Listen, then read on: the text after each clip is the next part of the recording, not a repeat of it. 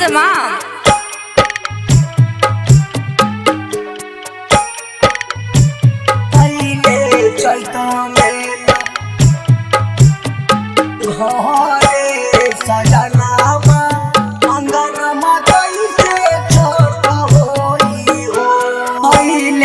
चैत में ना आइले, चैत में ना आइले, चैत में ना घरे सजनामा अंगनमा कैसे छोट होई हो।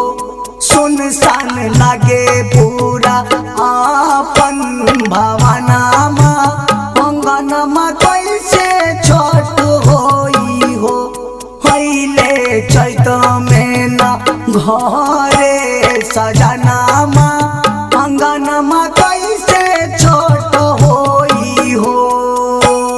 घरे सजनामा अंगनमा कैसे छोट होई हो।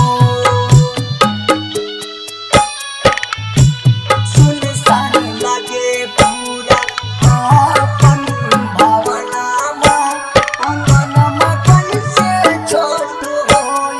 छोट की ननद नाही भाट सासु माई, छोट के समान कौवन कीने हो जाई।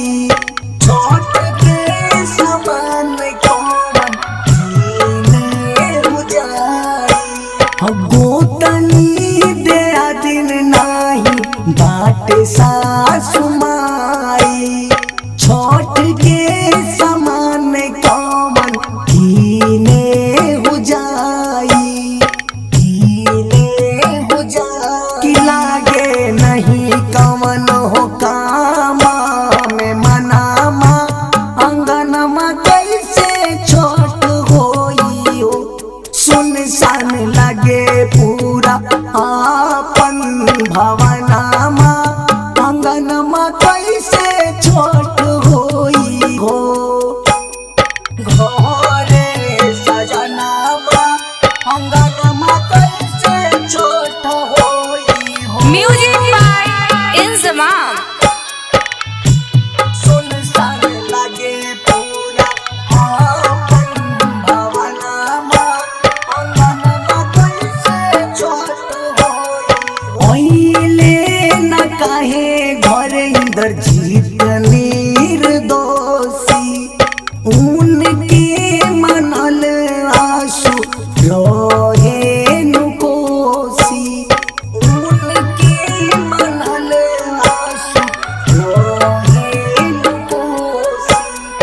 ओइले न काहे घर इंद्रजीत निर्दोषी, उनके मनल आशु रहे नुकोसी।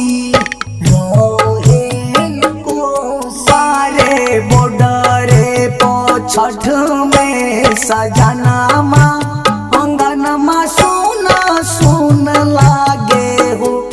ओइले चैत में न घरे सजनामा अंगनमा कैसे छोट होई हो। MS recording studio Bhadai.